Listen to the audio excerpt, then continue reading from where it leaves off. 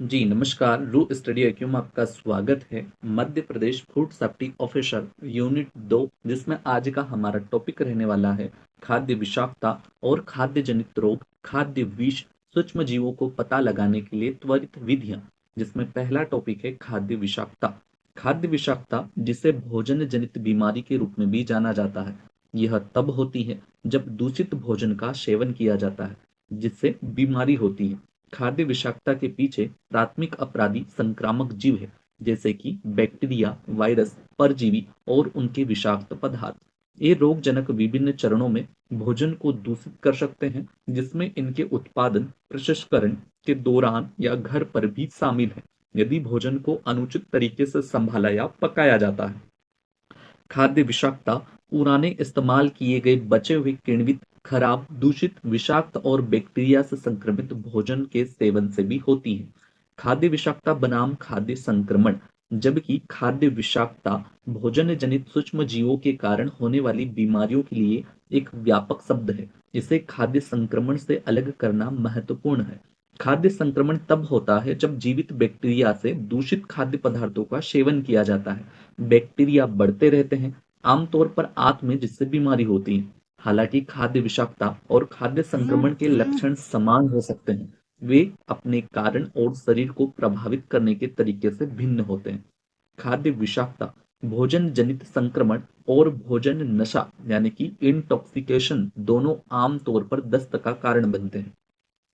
खून या बलगम के साथ गंभीर दस्त को पेचिश कहा जाता है। अन्य सामान्य लक्षणों में पेट में ऐंठन, मतली और उल्टी शामिल है। दस्त और उल्टी शरीर से हानिकारक पदार्थों को निकालने के लिए रक्षात्मक तंत्र के रूप में कार्य करते हैं। अब हम बात करते हैं गैस्ट्रो एंटेराइटिस।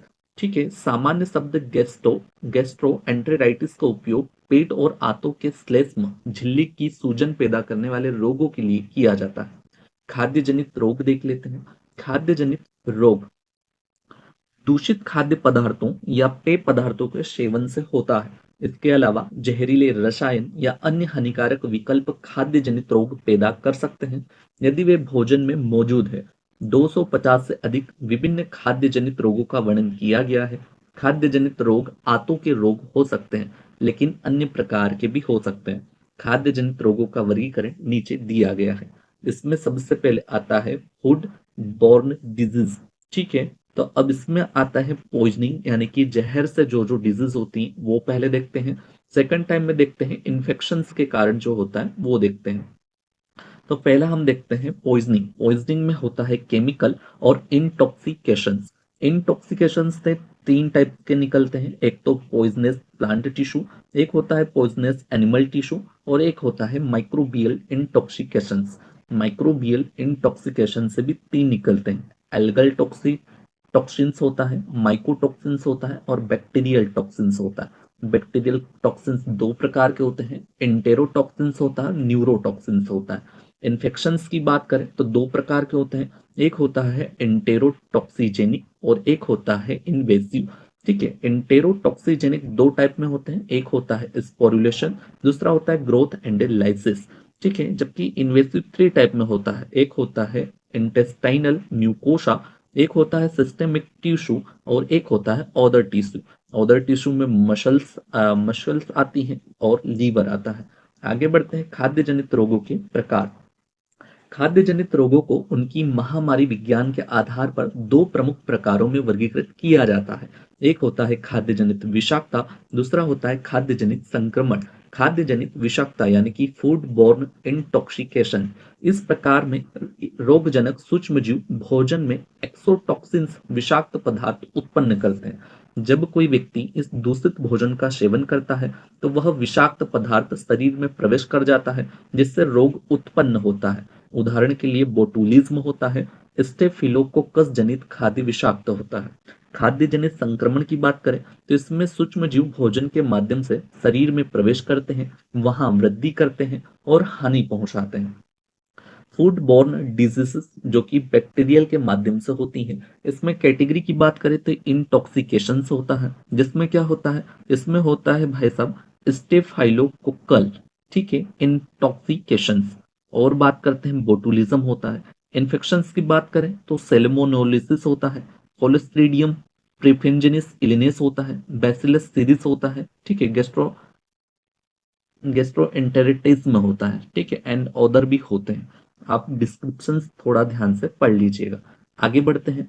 मानव रोग यानी कि ह्यूमन डिजीज, जो सूक्ष्म जीव मनुष्यों में संक्रामक रोग पैदा करते हैं उन्हें रोगजनक यानी कि पैथोजेंस कहा जाता है। इन रोगजनकों में शरीर के ऊतकों को क्षति पहुंचाने या सामान्य शरीर कार्यों को बाधित करने की क्षमता होती है। रोगजनक सूक्ष्म जीव मुख्य रूप से दो तरीके से रोग उत्पन्न करते हैं। एक ऊतक संक्रमण या आक्रमण, दूसरा होता है विषाक्त पदार्थों का उत्पादन। ऊतक आक्रमण क्या होता है? इन्वेजन्स ऑफ टिश्यू, ऐसे सूक्ष्म जीव मेजबान यानी कि होस्ट के ऊतकों में प्रवेश करते हैं, वहां वृद्धि करते हैं और क्षति पहुंचाते हैं। विषाक्त पदार्थों का उत्पादन यानी कि प्रोडक्शन ऑफ टॉक्सिन, ये सूक्ष्म जीव हानिकारक विषाक्त पदार्थ उत्पन्न करते हैं जो मेजबान को प्रभावित करते हैं। सूक्ष्म जीवों द्वारा उत्पन्न विषाक्त पदार्थ यानी toxins produced by micro organism. सबसे पहला आता है एक्सोटॉक्सिन्स। ये विशेष प्रकार के प्रोटीन होते हैं। कौन? एक्सोटॉक्सिन्स, जो कुछ बैक्टीरिया द्वारा उत्पन्न होकर आसपास के वातावरण में स्रावित या सिक्रेट किए जाते हैं। एक्सोटॉक्सिन्स बहुत विशिष्ट होते हैं और विशेष ऊतकों को नुकसान पहुंचाते हैं। अब आता है एंडोटॉक्सिन्स। ये जटिल पॉलीसेकेराइड यानी कि कॉम्प्लेक्स पॉलीसेकेराइड्स होते हैं जो कुछ बैक्टीरिया की कोशिका भित्ति या सेल वॉल का हिस्सा होते हैं। ये तभी मुक्त होते हैं जब बैक्टीरिया की कोशिका टूट जाती है। एंडोटॉक्सिन्स गर्मी स्थिर यानी कि हीट स्टेबल होते हैं, कम विशिष्ट प्रभाव डालते हैं और उनकी विषाक्तता एक्सोटॉक्सिन्स की तुलना में कम होती है। अब हम देख लेते हैं केमिकल कॉन्टेमिनेंट्स ऑफ फूड। ठीक है, कौन में arsenic, barium, cadmium, cobalt, copper, lead, mercury, tin, zinc, ये देखना है। जिसमें टाइप ऑफ फूड आएगा, ठीक है, fruit spread with lead arsenic, और उसके अंतर्गत कौन कौन से टॉक्सिक इफेक्ट होते हैं। ठीक है, तो वो होता है डिजनेस, चिल्स होता है, क्रैम्प्स होता है, paralysis leading to death. Barium से क्या होता है? तो food contaminated with red poison यानी कि बेरियम कार्बोनेट। ठीक है, इसके अंतर्गत मस्कुलर ट्विचिंग, ठीक है, एंड कॉन्वोल्यूशंस होते हैं, वायलेंट पेरिस्टेलिसिस होती है। कैडमियम से fruit juice, soft drink in contact with cadmium plated vessels, ठीक है, जिसमें भाई साहब किडनी डैमेज हो सकती है, प्रोस्टेट कैंसर हो सकता है। कोबाल्ट से वाटर और बियर में होता है जो कि कार्डियक फेलियर होता है, कार्डियक यानी कि जो हृदय की नसें रहती है। ठीक है, कॉपर होता है acid foods in contact with traced copper ware and brasses utensils vomiting diarrhoea, abdominal pain आदि होता है। ये सारी चीजें आपको देखना है। ठीक है, हम पढ़ते हैं आगे की ओर। बैक्टीरियल खाद्य संक्रमण यानी कि बैक्टीरियल फूड इन्फेक्शंस। ठीक है, सॉल्मोनेलेसिस। सॉल्मोनेलेसिस क्या होता है? तो इसका कारण होता है सॉल्मोनेला प्रजाति, विशेष रूप से सॉल्मोनेला एंटेरिका। संक्रमण का स्रोत होता है दूषित मांस, विशेष रूप से पोल्ट्री, अंडे और अपरिष्कृत दूध। लक्षण की बात करें तो दस्त, बुखार, पेट में ऐंठन और उल्टी।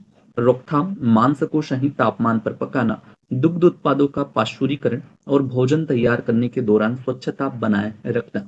क्वेश्चंस बैक्टीरियल खाद्य संक्रमण के माध्यम से ही पूछे जाएंगे।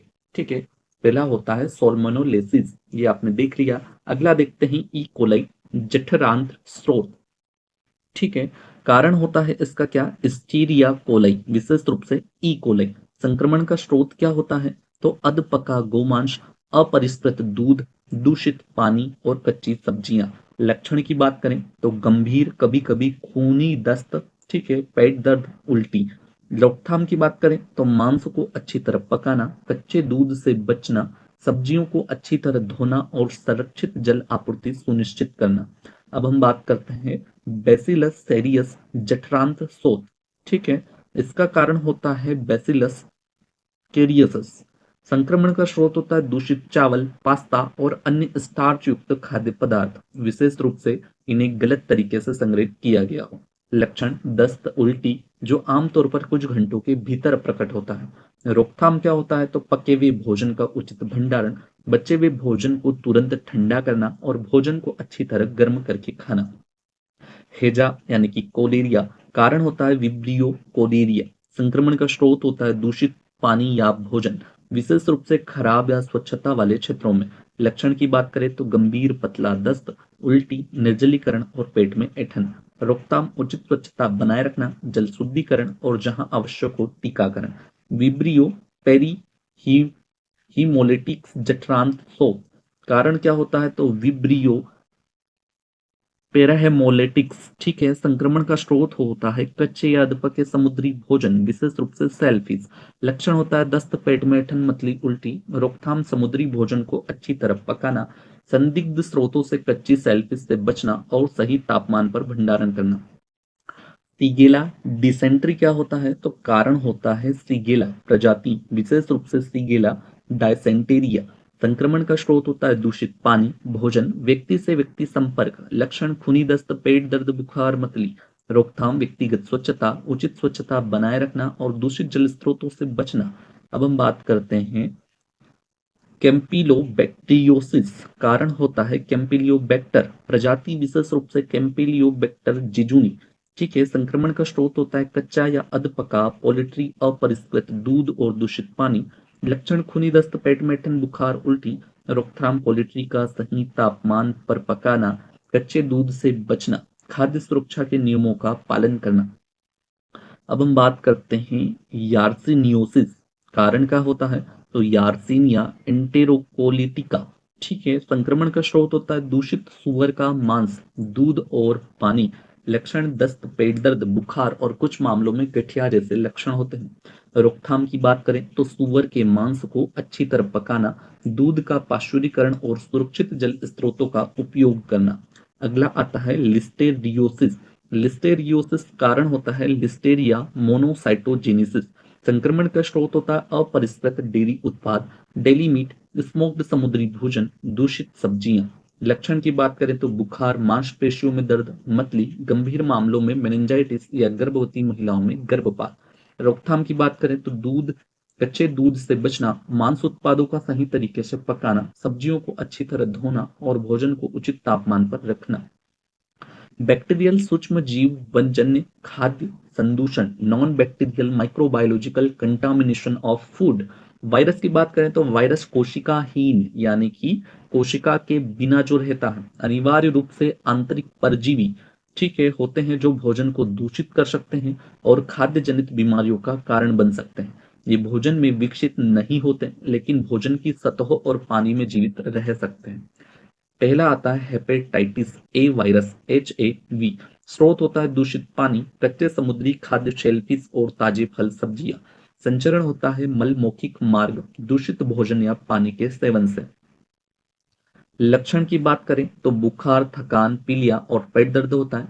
रोकथाम की बात करें तो उचित स्वच्छता का पालन करें, जैसे हाथ और धोना, समुद्री खाद्य, शेलफिश को अच्छी तरह पकाएं। हेपेटाइटिस ए के खिलाफ टीकाकरण। अब हम बात करते हैं पोलियो वायरस। पोलियो वायरस क्या होता है तो स्रोत होता है दूषित पानी और भोजन।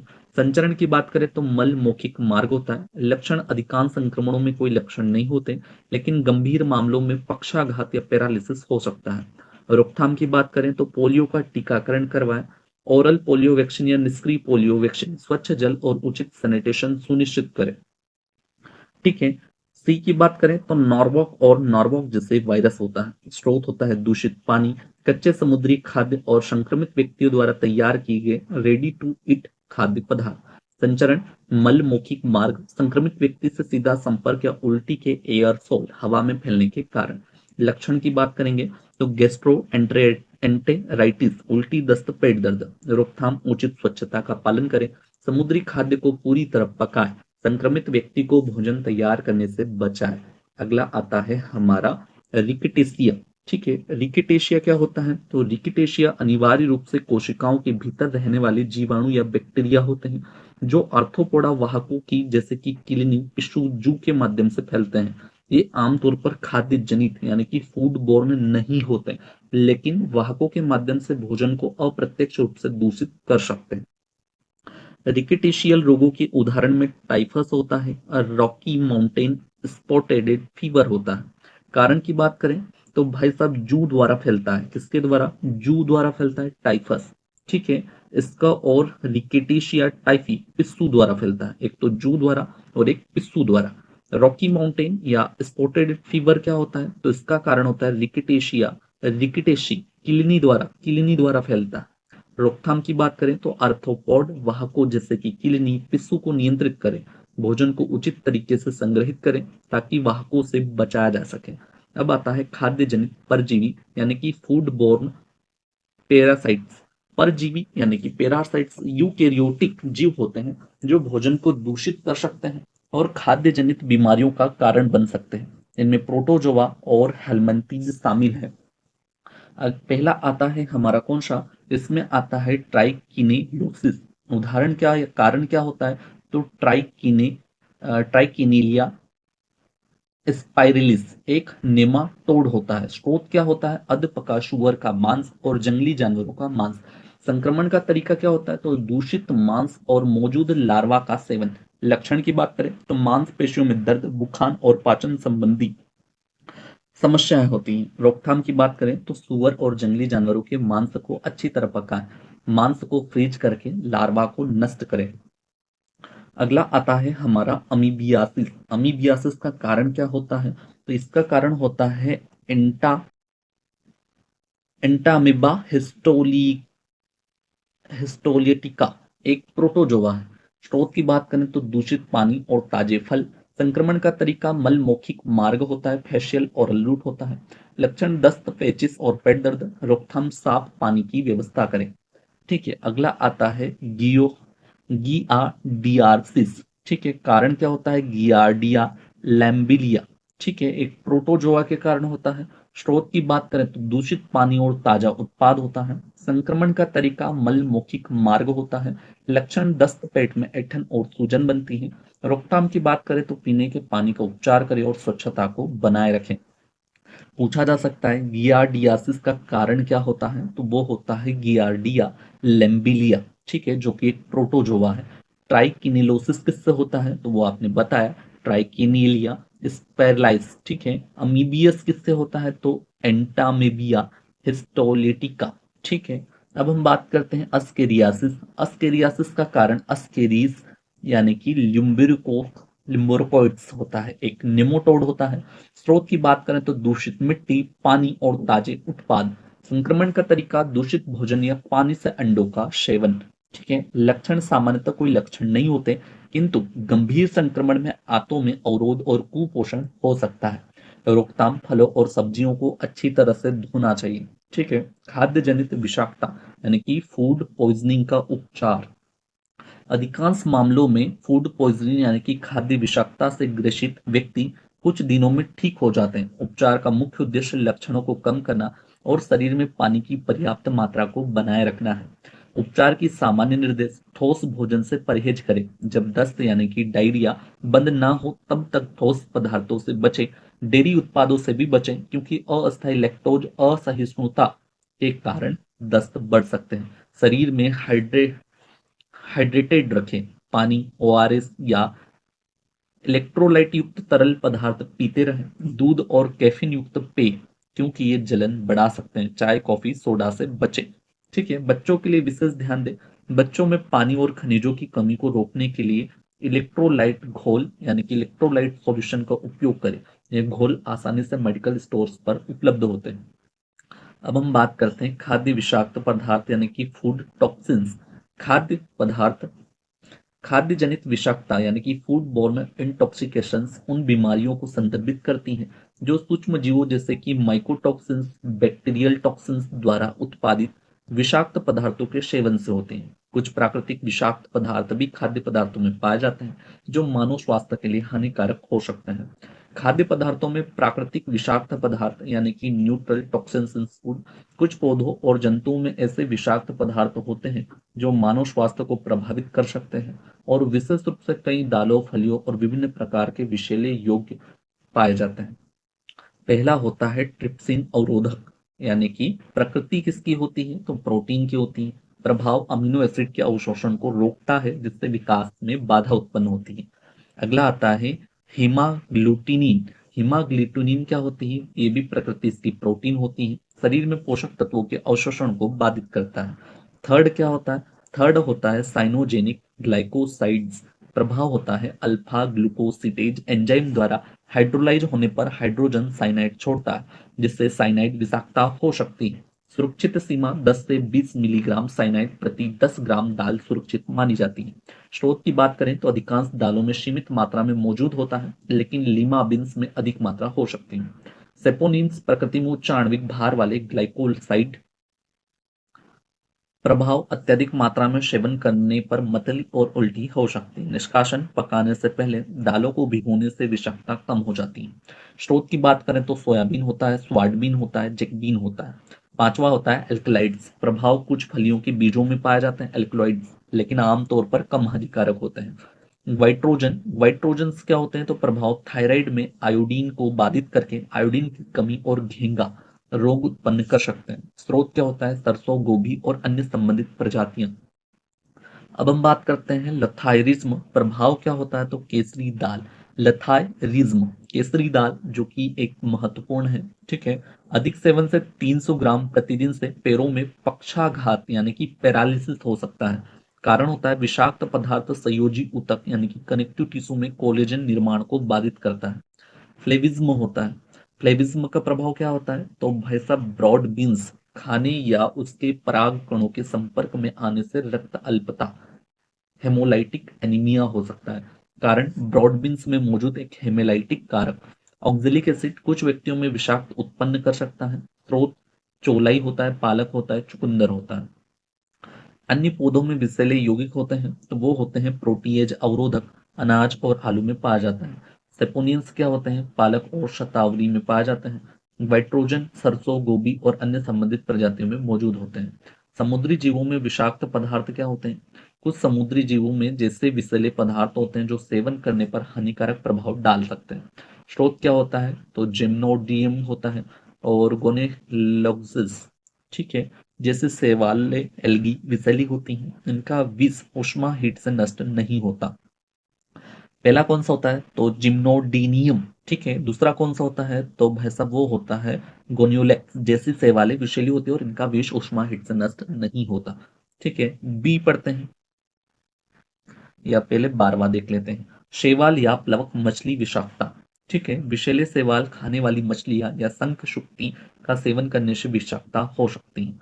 पक्षाघातकारी शंख विषाक्तता कारण होता है इसके लप्स क्लेमस मसल्स जैसे शंख शुक्ति द्वारा विषैले डाइनोफ्लेगेलाइट्स का सेवन।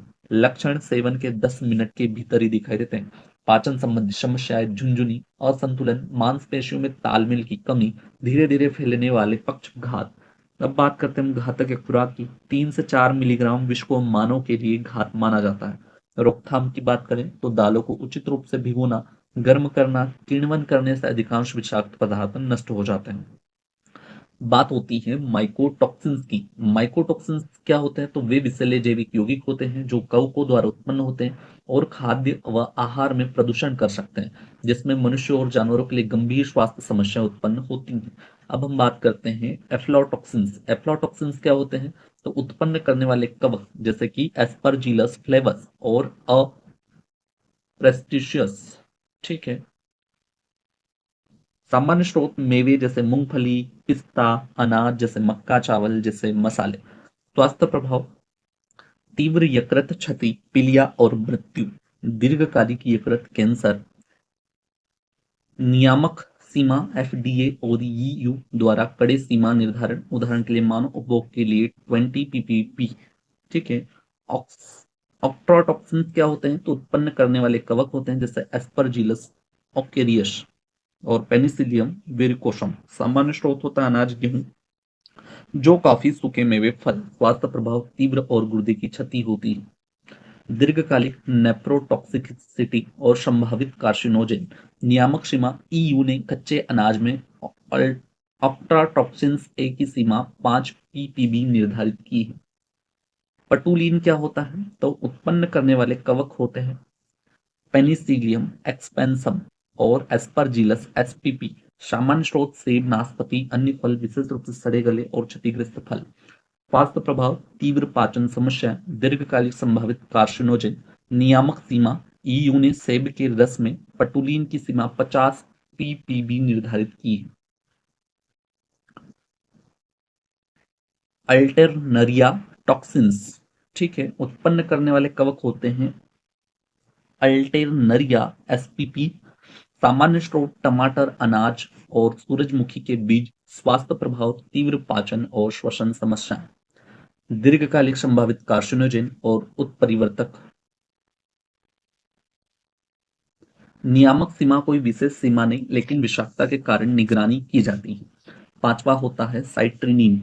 साइट्रिनिन का क्या होता है, तो उत्पन्न करने वाले कवक होते हैं पेनिसिलियम, सिट्रिनियम, ठीक है, एस्परजिलस एसपीपी। सामान्य स्रोत अनाज जैसे चावल, गेहूं और किण्वित खाद्य पदार्थ। स्वास्थ्य प्रभाव की बात करें तो तीव्र गुर्दे की क्षति होती है, यानी कि किडनी को डैमेज होता। दीर्घकालिक नेफ्रोटॉक्सिसिटी। नियामक सीमा व्यापक रूप से नियमन नहीं किया गया, लेकिन निगरानी की जाती है। छठा आता है पेनिसिलिक एसिड। पेनिसिलिक एसिड उत्पन्न करने वाले कवक होते हैं पेनिसिलियम एसपीपी और एस्परजिलस एसपीपी। सामान्य स्रोत अनाज, पनीर। स्वास्थ्य प्रभाव यकृत और गुर्दे की क्षति। दीर्घकालिक संभावित कार्सिनोजेन। नियामक सीमा व्यापक रूप से नियमन नहीं किया गया।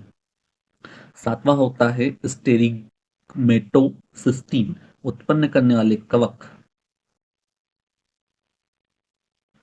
सामान्य स्रोत अनाज, पनीर, कॉफी। स्वास्थ्य प्रभाव तीव्र यकृत की क्षति। दीर्घकालिक संभावित कार्सिनोजेन। नियामक सीमा व्यापक रूप से नियमन नहीं किया गया, लेकिन निगरानी की जाती है। अगला आता है फ्यूसोरियम टॉक्सिन्स। उत्पन्न करने वाले कवक होता है फ्यूसेरियम एसपीपी। सामान्य प्रकार होता है फ्यूमोनिसिन्स, मक्का में पाया जाता है, गले में कैंसर से जुड़ा हुआ है।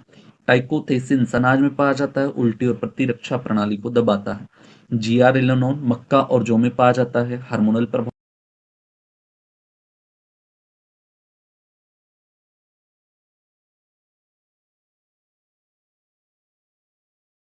1000 पीपीपी निर्धारित करता है। अब हम बात करेंगे किसकी, regular regulatory limits of mycotoxins. Mycotoxins होता है और उसमें भाई साहब रेगुलेटरी लिमिट्स होती है, ठीक है। ये आपको अभी देखना है, वीडियो को पॉज करें, 2 मिनट अच्छे से पढ़े इसमें कितना क्या रहता है। हम पढ़ते हैं बोटुलिज्म। बोटुलिज्म क्या होता है वो देख लेते हैं। तो बोटुलिज्म एक तंत्रिका पक्षाघात यानी कि न्यूरो पैरालिटिक रोग है, जो कि कोलिस्ट्रीडियम बोटुलिज्म द्वारा उत्पन्न न्यूरोटॉक्सिन से दूषित भोजन के सेवन से होता है। इसका नाम लैटिन शब्द बोटुलस सॉसेज से लिया गया है।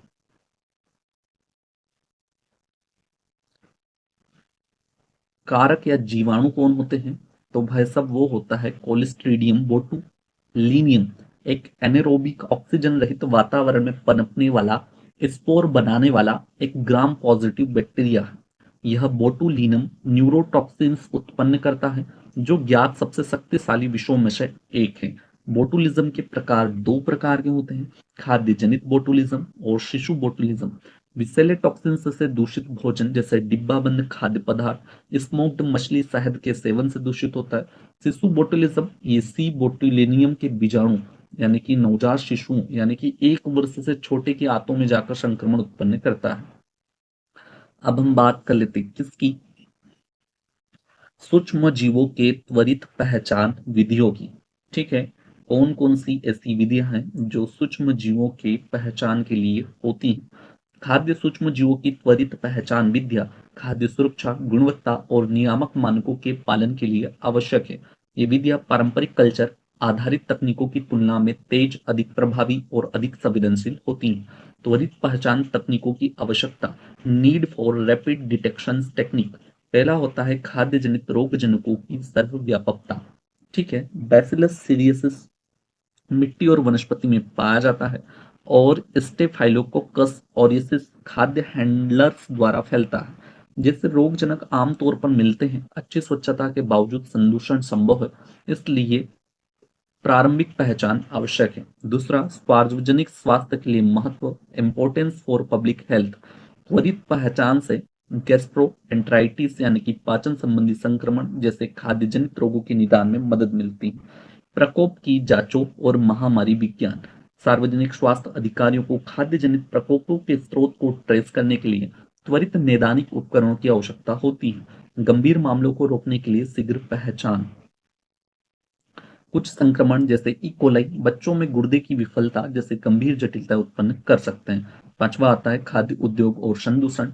खाद्य प्रसंस्करण इकाइयों में त्वरित पहचान दूषित उत्पादों को उपभोक्ताओं तक पहुंचने से रोकती है। पारंपरिक सूक्ष्म जीव पहचान विधियां 2-3 दिन में लेती है, जिससे संदूषण का पता चलने तक प्रकोप फैलने की संभावना बढ़ जाती है। तेजी से नैदानिक उपकरणों की आवश्यकता। रियल टाइम रोगजनक पहचान बड़े पैमानों पर प्रकोपों को रोक सकती है।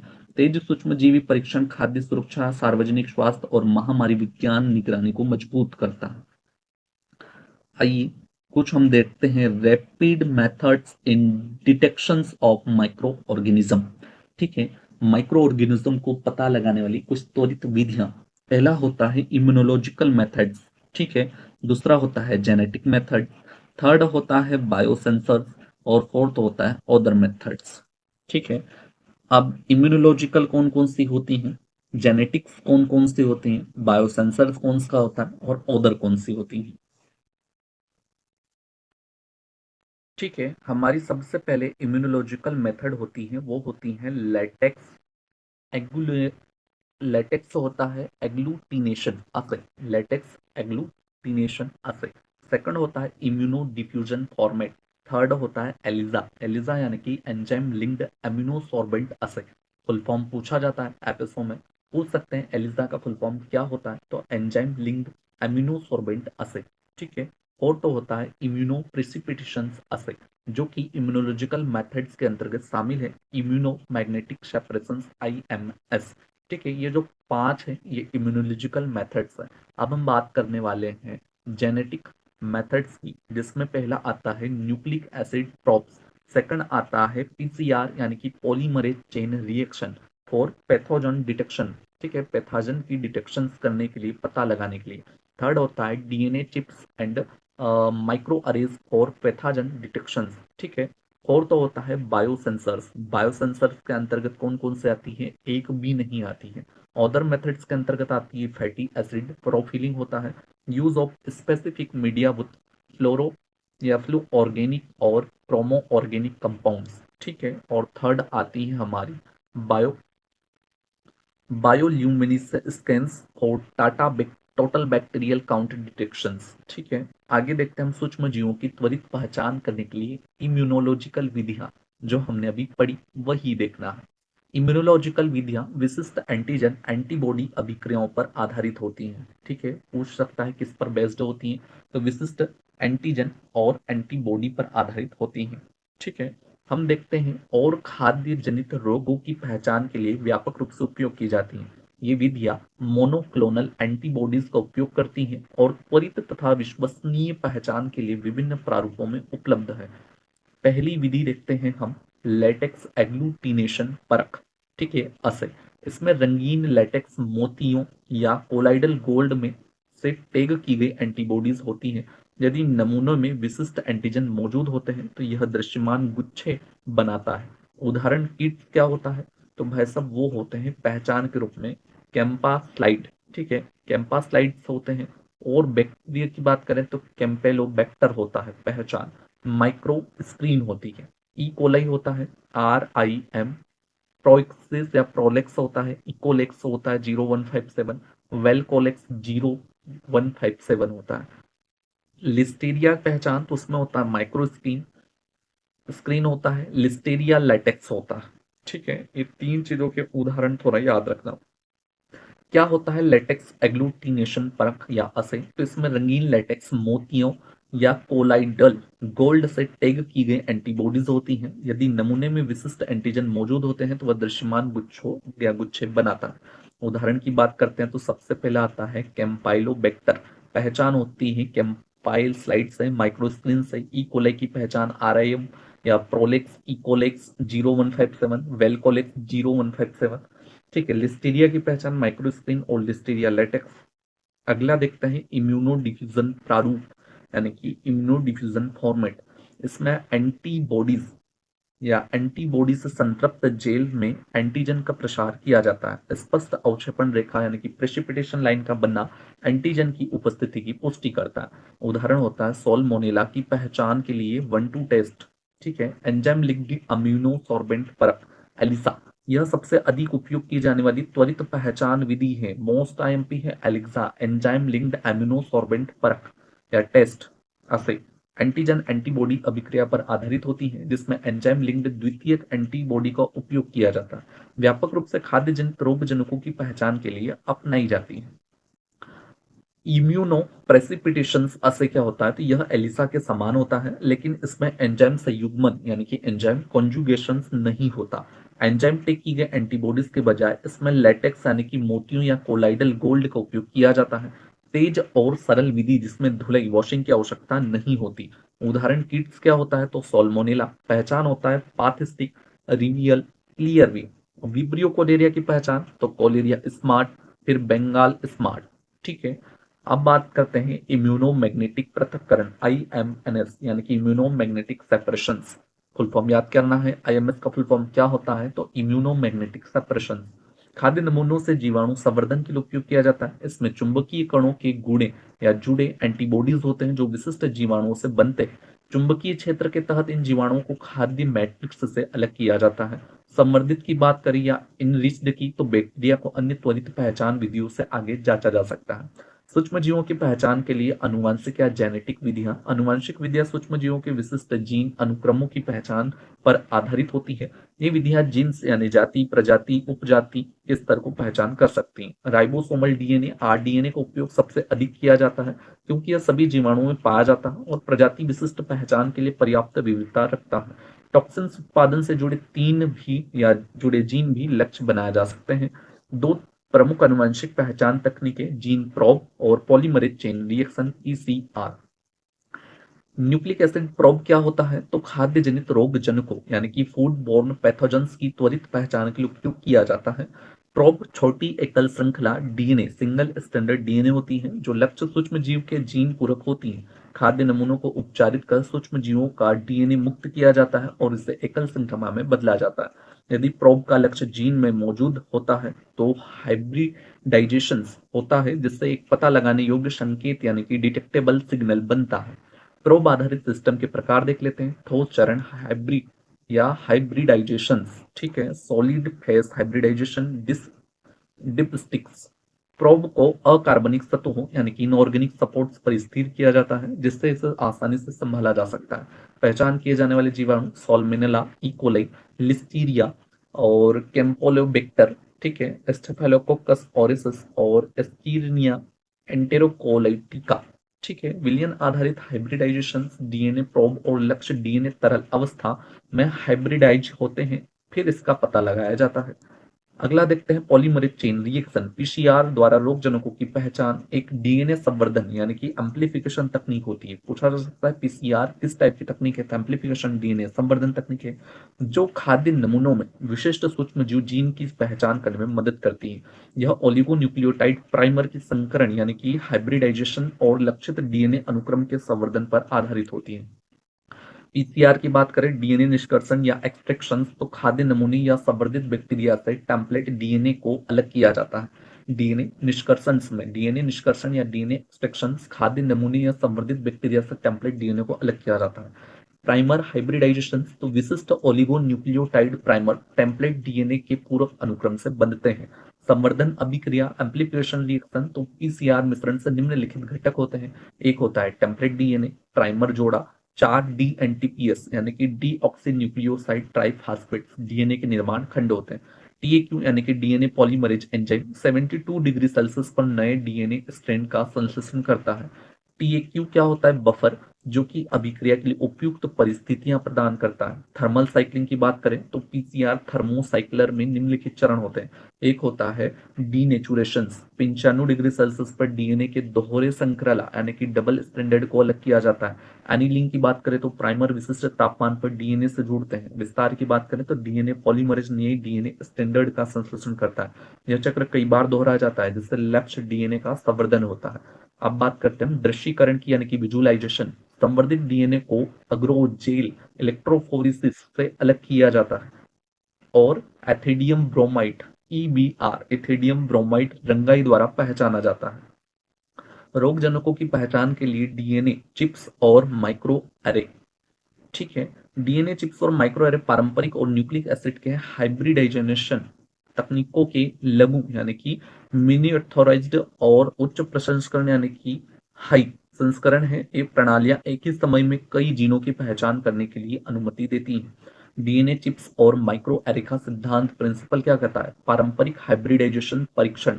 डीएनए नमूने को एक झिल्ली पर रखा जाता है, एक लेबल किए गए प्रोब यानी कि लेबर्ड प्रोब को जोड़ा जाता है, जो यदि लक्ष्य डीएनए से जुड़ता है तो इस हाइब्रिडाइजेशंस होता है। माइक्रो अरे आधारित पहचान, कई ओलिगोन्यूक्लियोटाइड प्रोब झिल्ली पर विशिष्ट स्थानों पर स्थिर किए जाते हैं। जीवाणु नमूने को एक रसायन से उपचारित किया जाता है, जिससे लेबल युक्त मैसेंजर आरएनए ट्रांसक्रिप्ट उत्पन्न होते हैं। जीवाणु कोशिकाओं को लाइस कर मुक्त किया गया एमआरएनए स्थिर प्रोब से जुड़ता। धोने के बाद यानी कि हाइब्रिडाइजेशन संकेत का पता लगाया जाता है, जिससे रोगजनकों की उपस्थिति की पुष्टि होती है। रोगजनकों की पहचान और खाद्य सुरक्षा के लिए बायोसेंसर। बायोसेंसर एक जैविक सेंसर और एक ट्रांसड्यूसर से मिलकर बनते हैं, जो जैविक संकेतों को विद्युत संकेतों में परिवर्तित करता है। ये संकेत रिकॉर्ड किए जाते हैं और विश्लेषण किया जाता है। बायोसेंसर जैविक अभिक्रियाओं जैसे कि एंटीजन एंटीबॉडीज बाइंडिंग का उपयोग करके खाद्य नमूनों में रोगजनकों की पहचान करते हैं। जब कोई रोगजनक एंटीबॉडी से बनता है तो यह विद्युत संकेत उत्पन्न करता है, जिससे पहचान संभव होती है। अब बायोसेंसर के अनुप्रयोग देख लेते हैं, जिसमें आता है एक नैदानिक निदान यानी कि क्लिनिकल डायग्नोस्टिक्स। बायोसेंसर का उपयोग मल, स्टूल और अन्य जैविक नमूनों से खाद्य जनित रोगों की पहचान के लिए किया जाता है। सेकंड होता है फूड सेफ्टी। हम एग्जाम किसकी दे रहे हैं? फूड सेफ्टी ऑफिसर की। खाद्य सुरक्षा, खाद्य नमूनों में विशिष्ट रोग जनकों का शीघ्र और स्वचालित तरीके से पता लगाना संभव होता है। पारंपरिक विधियों की तुलना में तेजी, चयनात्मक और ऑटोमेशन प्रदान करता है। निरंतर निगरानी प्रणाली यानी कि कंटिन्यूअस मॉनिटरिंग सिस्टम। पारंपरिक संवर्धन आधारित विधियां होती हैं, समय लेने वाली होती हैं और बड़े पैमाने पर नमूनों की आवश्यकता होती है। बायोसेंसर वास्तविक समय रियल टाइम में निरंतर निगरानी प्रदान करते हैं। रोगजनक पहचान में तेजी यानी कि speeding up pathogen identification. Biosensor मांस खराब होने यानी कि मीट स्पॉलेज जैसी समस्याओं की शीघ्र पहचान में मदद करते हैं। भौतिक और रासायनिक प्रक्रियाओं की निगरानी यानी कि monitoring physical and chemical process. तो खाद्य उत्पादन में तापमान जैसी भौतिक अवस्थाओं की निरंतर निगरानी, CO2 उत्पादन और अन्य रासायनिक प्रक्रियाओं का वास्तविक समय में ट्रैकिंग।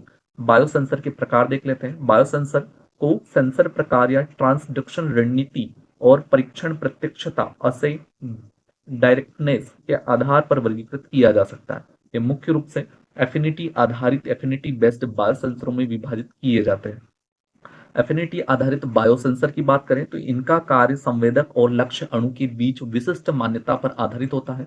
आमतौर पर एंटीबॉडी का उपयोग किया जाता है, लेकिन अन्य विधियां जैसे न्यूक्लिक एसिड हाइब्रिडाइजेशन और रिसेप्टर लिंकेड इंटरेक्शन का भी प्रयोग में आती है। एंटीबॉडी आधारित बायोसेंसर का उपयोग मुख्य रूप से सोलमोनेला ई कोलाई, ठीक है, सोलमोनेला ई कोलाई 0157H7 और लिस्टेरिया मोनोसाइटोजेंस जैसे खाद्य जनित रोगों का पता लगाने में किया जाता है। लघुकरण और चीप में प्रयोगशाला।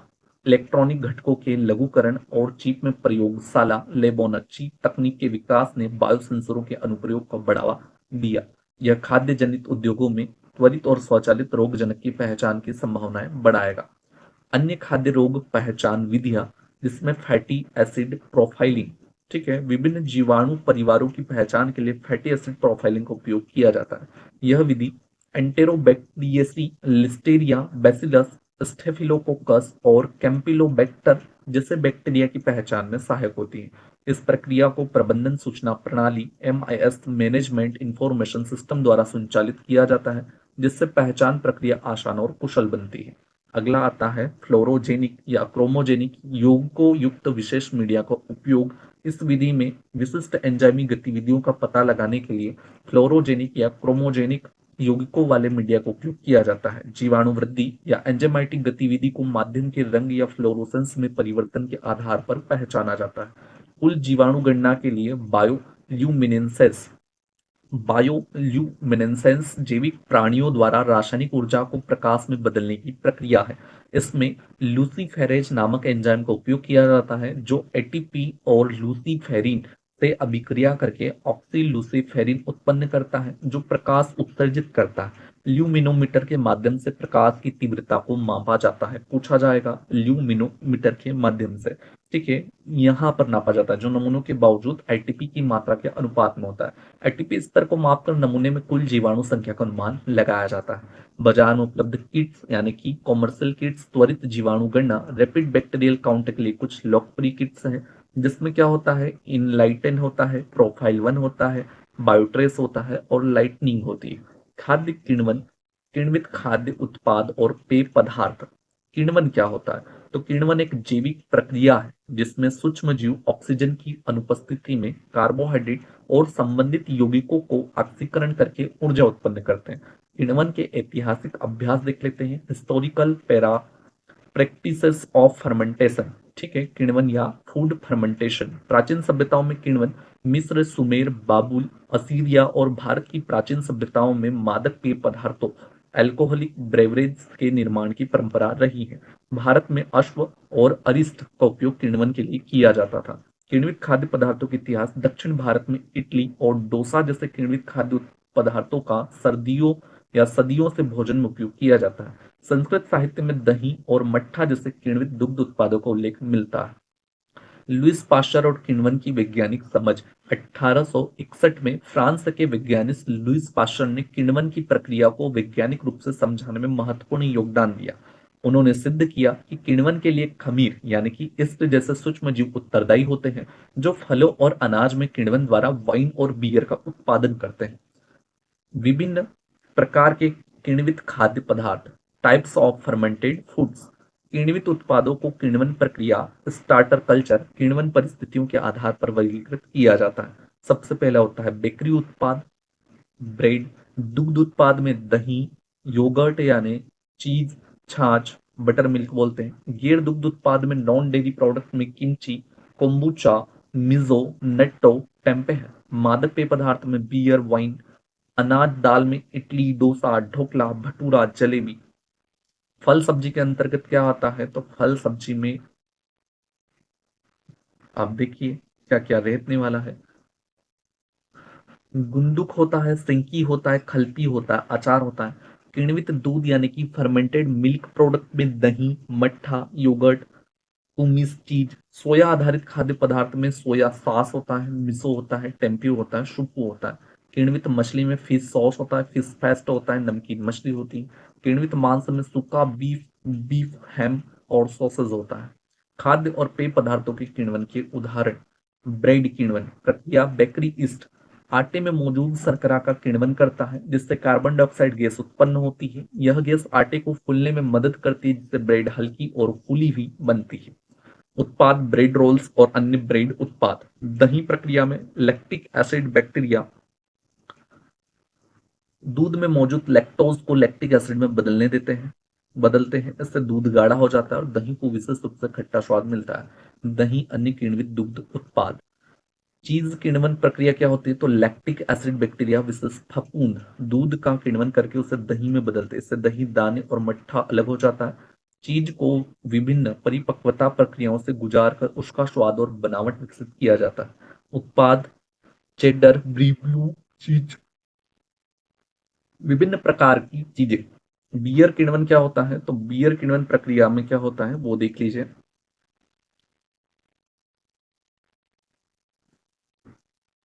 सैक्रोमाइसेस क्रीविजियो इस्ट अनाज से प्राप्त शर्करा को अल्कोहल और कार्बन डाइऑक्साइड में बदलता है। स्वाद और सुगंध के लिए हॉप्स मिलाया जाता है। उत्पाद विभिन्न प्रकार की बियर। वाइन किण्वन प्रक्रिया इस्ट अंगूर में मौजूद शर्करा को अल्कोहल और CO2 में बदलता है। लाल और सफेद वाइन बनाने की अलग अलग तकनीकें होती हैं। किण्वन अंगूर के छिलकों के साथ या बिना किया जाता है। उत्पादन लाल वाइन, सफेद वाइन, अन्य अंगूर आधारित पेय होता है। सोक्राट किण्वन क्या होता है वो आपको ऊपर देखना है 7वें नंबर पर, ठीक है।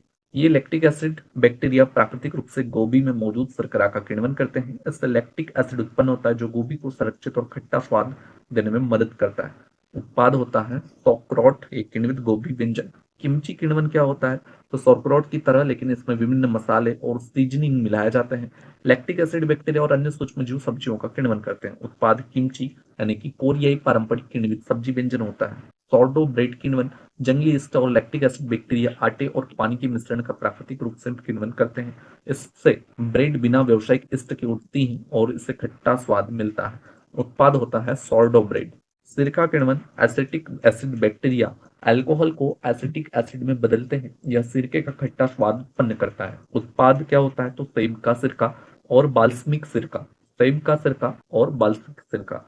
किण्वन में शामिल सूक्ष्मजीव पहला होता है बैक्टीरिया, लैक्टिक एसिड बैक्टीरिया मुख्य रूप से डेयरी उत्पादों जैसे दही, सॉरक्रॉट और अचार के किण्वन में उपयोग किया जाता है। उदाहरण होता है लैक्टोबैसिलस, स्ट्रेप्टोकोकस, थर्मोफिलस और ल्यूकोनस्टोक।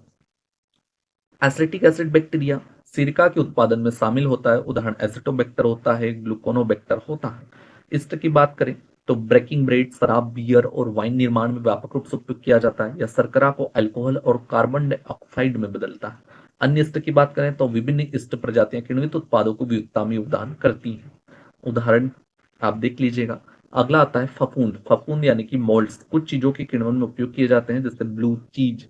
ठीक है, उदाहरण देख लेते हैं तो पेनिसिलियम, रोक्यूफोर्टी, पेनिसिलियम कैम्बर्टी। फिलामेंटस फंगी पारंपरिक किण्वन प्रक्रिया में महत्वपूर्ण भूमिका निभाते हैं। उदाहरण होता है एस्परजिलस और ओरेजाई। सोया सॉस, मिजो और के निर्माण में उपयोग किया जाता है। किण्वन के जैव रासायनिक मार्ग क्या होते हैं? तो अल्कोहलिक किण्वन होता है, जिसमें सिहावलोकन शर्करा को अल्कोहल और कार्बन डाइऑक्साइड में बदलने की प्रक्रिया मुख्य रूप से ईस्ट द्वारा की जाती है।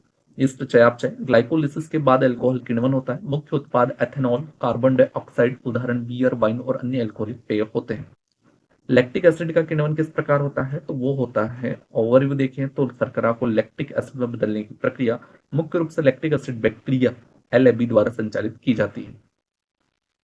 एसिटिक एसिड किण्वन में अल्कोहल को एसिटिक एसिड में बदलने की प्रक्रिया मुख्य रूप से एसिटिक एसिड बैक्टीरिया द्वारा संचालित की जाती है। बैक्टीरियल चयापचय यानी कि बैक्टीरियल मेटाबॉलिज्म अल्कोहल को ऑक्सीडाइज कर सिरका में परिवर्तित किया जाता है। मुख्य उत्पाद एसिटिक एसिड, उदाहरण सेब का सिरका और बाल्समिक सिरका होता है। किण्वन को प्रभावित करने वाले कारक की बात करें तो तापमान, इष्टतम तापमान यानी कि ऑप्टिमल रेंज क्या होती है? तो भाई साहब, प्रत्येक सूक्ष्मजीव की वृद्धि और किण्वन के लिए एक विशिष्ट तापमान सीमा होती है। उदाहरण के लिए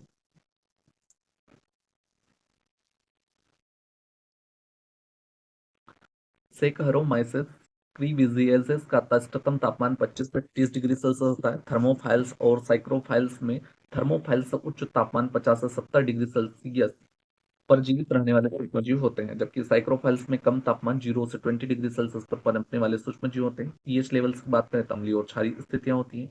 सूक्ष्मजीवों की वृद्धि और किण्वन के लिए उपयुक्त पीएच आवश्यक होता है। लैक्टिक एसिड बैक्टीरिया अम्लीय पीएच 4 से 6 वातावरण में पनपते हैं, जबकि एसिटिक एसिड बैक्टीरिया तटस्थ हल्के अम्लीय 5 से 7 परिस्थितियों में पनपते हैं। बफरिंग की बात करें तो पीएच संतुलन बनाए रखना सफल किण्वन के लिए महत्वपूर्ण होता है। सबस्ट्रेट की उपलब्धता, सबस्ट्रेट के प्रकार देख लेते हैं। प्रत्येक सूक्ष्म जीव को अलग अलग प्रकार के शर्करा और पोषक तत्वों की आवश्यकता होती है। उदाहरण ईस्ट ग्लूकोज और माल्टोज पसंद करते हैं। लैक्टोबैसिलस का लैक्टोज का उपयोग किया जाता है।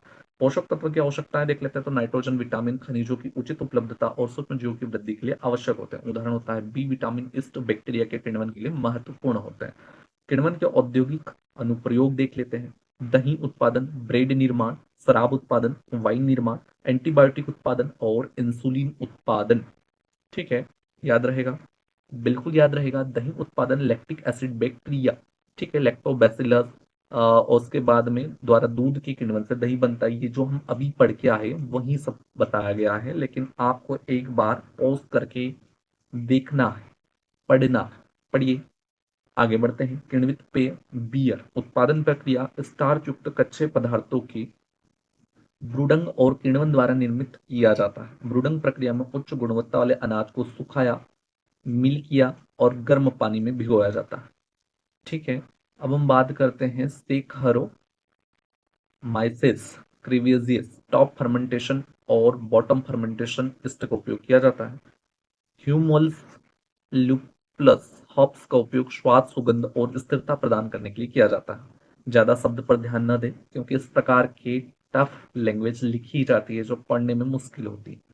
किण्वन प्रक्रिया ईस्ट कार्बोहाइड्रेट को एथेनॉल और कार्बन डाइऑक्साइड में परिवर्तित करता है। किण्वन के बाद ईस्ट को अलग किया जाता है और बियर को कम से कम 1 वर्ष तक परिपक्व किया जाता है। अंत में इसे फिल्टर करके बॉटलिंग किया जाता है। वाइन उत्पादन प्रक्रिया फलों के रस, मुख्य रूप से अंगूर के किण्वन द्वारा अल्कोहलिक पेय। अंगूर में प्राकृतिक रूप से पाए जाने वाले किण्वनीय शर्करा को ईस्ट एथेनॉल और कार्बन डाइऑक्साइड में परिवर्तित करता है। अलग अलग तकनीकों से रेड वाइन, व्हाइट वाइन और अन्य प्रकार की वाइन तैयार की जाती है। साइडर क्या होता है? सेब के रस से किण्वन से बनाया जाने वाला अल्कोहलिक पेय होता है, वही जो आपको बताया गया। कौन सा? सेक हरो। सेक हरो माइसेसिस रिवेजेस एस्ट सेब के रस में मौजूद शर्करा को एथेनॉल में परिवर्तित करता है। एक हल्का फलों की सुगंध वाला पेय होता है। ठीक है। पेरी की बात करें तो ताजे निचोड़े हुए नाशपाती के रस से किण्वन से तैयार किया जाने वाला पेय होता है पेरी। प्राकृतिक ईस्ट के उपयोग से किण्वन किया जाता है, जिससे रस अल्कोहल में परिवर्तित हो जाता है। फर्मेंटेड फूड प्रोडक्ट, जिसमें कौन सा बैक्टीरिया होता है? डेयरी प्रोडक्ट होगा। ठीक है। अन्य प्रोडक्ट होते हैं जैसे इडली, डोसा, ढोकला। ठीक है। उसके बाद में सोय बेस्ड होते हैं, जो जो आपको पढ़ना है। ठीक है। ये सारी चीजें आपको देखना है, क्योंकि आपको एफएसओ क्लियर करना है। ठीक है। हमारा अगला टॉपिक रहने वाला है विशिष्ट खाद्य समूह का खराब होना। दुग्ध, जिसमें दुग्ध उत्पाद, मांस, पोल्ट्री, मछली, अनाज, दालें, तेल, फल, सब्जियां, डिब्बाबंद खाद्य उत्पाद पदार्थ।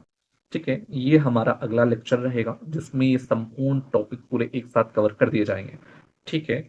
रही बात आपकी पीडीएफ की, तो ये जो पीडीएफ आपको मिलने वाली है रू स्टडी IQ टेलीग्राम चैनल की लिंक आपको वीडियो में डाल दी गई है। ठीक है। आप उस पर जाकर ग्रुप से जुड़िए, वहीं पर आपको पीडीएफ सारे यूनिट वाइज मिलने वाले। ठीक है। अगर चैनल को सब्सक्राइब किया है तो आपके पास वीडियो का नोटिफिकेशन सबसे पहले आने वाला है। अगला वीडियो कब डलेगा उसकी जानकारी आपको सबसे पहले प्राप्त हो जाएगी। ठीक है। इसी प्रकार की जानकारी के लिए रू स्टडी IQ चैनल को सब्सक्राइब करें, वीडियो को लाइक करें। धन्यवाद।